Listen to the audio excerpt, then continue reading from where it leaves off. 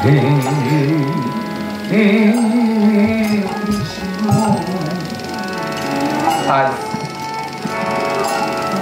ষোলগ্রহার মহানাম যজ্ঞে প্রথম দিনে এই কীর্তনে উপস্থিত ভক্ত বাবা ও মায়েরা বহু দূর দূরান্ত থেকে ছুটে এসছেন আছে এই নতুন বৃন্দাবন কৃষ্ণ নাম শ্রবণ করার জন্য। কৃষ্ণ নাম শ্রবণ করলে কি হয়? দেহ শুদ্ধ হয়, তাই না? কিন্তু কিভাবে করতে হয়? আমি তো 1000 বার প্রতিবার বলি, তবু শুদ্ধ হবো না। একবার যদি কেউ কৃষ্ণ নাম করে, পাতকের সাধ্য নাই সে তত পাপ করে। তাহলে বলার মতো আমরা সবাই কিন্তু গীতা পড়ি, প্রতিটা পরিবারে গীতা পাঠ করা হয়। বৈষ্ণবের অভাব নাই, বৈষ্ণব নিন্দা করছি না, কিন্তু তারপরে ভগবান শ্রীকৃষ্ণ কুরুক্ষেত্রের যুদ্ধের পরে পঞ্চপাণ্ডব যজ্ঞ করেছিলেন। সেই যজ্ঞে বৈষ্ণব পাননি, একমাত্র বৈষ্ণব পেয়েছিল রোহিত দাস ঋষি। সেই সময় এখন বৈষ্ণব, কিন্তু আমাদের সাদা বৈষ্ণব নেই। আমরা গীতা পাঠ করি, গীতার মাহাত্ম্য কি আমরা বুঝি না। গীতা কি বলছে? গীতার সার অংশ 2য় অধ্যায় ভগবান ঢোকার পর থেকে যে পর্যন্ত ভগবান শ্রীকৃষ্ণের বাণী হয়েছে সেটা গীতা, মহাভারত অপোজিট, তাই না? তাহলে গীতা কি হচ্ছে? অহিংসা পরম ধর্ম, হিংসা পতনের মূল, লোভে পাপ পাপ মৃত্যু। কিন্তু আমাদের ভিতরে দেখেন, যতই আমরা যাই করি সেই হিংসা অহংকার লোভ আমরা একদম বাদ দিতে পারি না। সেটা নিয়ে কারণ আমাদের গীতা পড়ে বারবার না, আমার গীতাটা তো দেহ করতে হবে, আমার গীতাটাই তো আমার দেহ বানাতে হবে। আমি গীতা একবার বলি, আমার সারা জীবন প্রতিদিন পড়লে লাভ, তাই না? তাহলে আজকে আমাদের সমাজে আমরা যারা চারিপাশে আছি, আজকে মন্দিরটা এখান থেকে 20 বছর আগে যা দেখছি এখনো তাই। অনেকের তো ঘর বাড়ি ছেলে মেয়ে সব কিছু পরিবর্তন হচ্ছে, মন্দিরের পরিবর্তন হয়ে গেছে। এই গ্রামে তো লোকের অভাব নাই, মানুষের অভাব নাই, ভক্তের অভাব নাই, বহুত মানুষ আছে।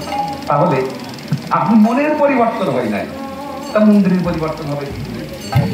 আপনার রোগ শোক জরা ব্যাধি, আপনার দেখেন তো কোথায় জমি জায়গা কিনতে টাকা পয়সা লাগে কিনা, আপনার কিন্তু একটা পরিবার থেকে কি বছর যদি 1-2 টাকা দেওয়া হয় মন্দিরের উন্নতি করবে, কাজ হয় না।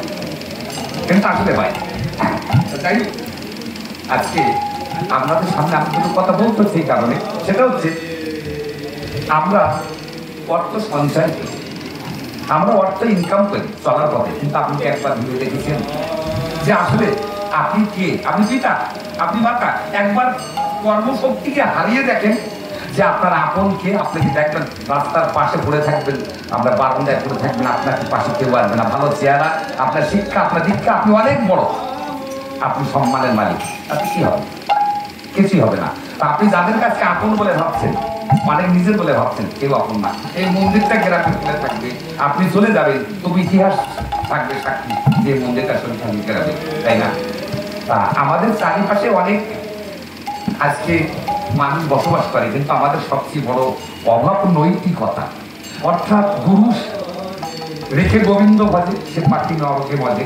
বলতে কি দেখো ধার্মিক বলি পারে, জীবের প্রতি দয়া, যার ধার্মিক বলি হয় যত্র জীব তত্র শিব, তাই না? জীবে দয়া না বেড়েছি বৈষ্ণব সুবল, ইহার সাথে বড় ধর্ম নাহি সনাতন। কিন্তু আমাদের দয়া আছে ভিতরে। আমরা পাশের কোনো মানুষে নিপালিত, আমরা অবহেলিত, আমরা পাশের কোনো মানুষের রোগ শোক জরা বেঁধি আমরা কাউকে দেখি না। আমরা শুধু পয়সা সঞ্চয় করে কেবল শুধু আমরা মানে নিজের উদ্ধারগত করার জন্য চিন্তা করি। এই সংসারে সবচেয়ে বড় আজকে আমাদের পিতা মাতা বড় ভাই, দেখেন পয়সা হয়ে গেলে, একটু শিক্ষা হয়ে গেলে আমাদের কারো মান সম্মান দিয়ে আমরা চলি না। তার নৈতিকতা পারেন কোথায়? তাহলে বড় আমার কোথায়? আমাদের গুরু ভক্তি, গুরু ভক্তি। অনেক কথা বললাম, ক্ষমা করবেন। আমি যেহেতু আমার হয়তো বলা উচিত ছিল না, তবু বললাম, ভালো লাগলো তাই বললাম। জয় নিতাই গো সীতানাথ কৃষ্ণ কথা বলে সখী,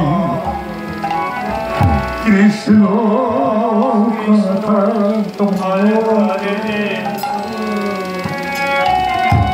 কৃষ্ণ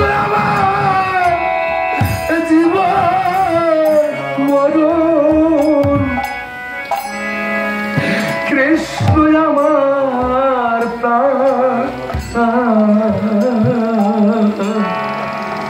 কৃষ্ণ কথা বলবে সখী কৃষ্ণ কথা বল। আপনার যাওয়া এবং আসার বেলায় শুধু এই নামটুকু দিয়ে আপনাকে বিদায় দেবে, এইটাই আপনার সম্পদ। যে পৃথিবীর ধনী গরিব সবাই তারে ডাকে কৃষ্ণ কৃষ্ণ বলে, তারা বুক ভাসায়া কাঁদে।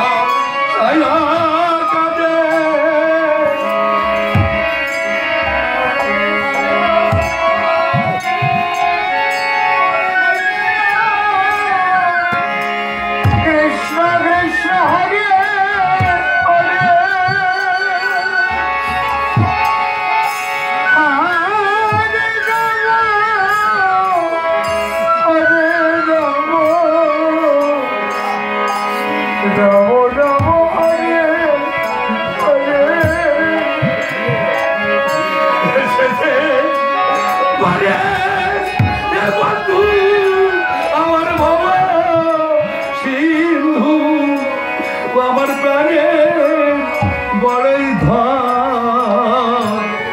কৃষ্ণ কথা বলে সখী কৃষ্ণ কথা বল। কৃষ্ণ বলে সখী কৃষ্ণ কথা বল। হরে কৃষ্ণ কৃষ্ণ কৃষ্ণ কৃষ্ণ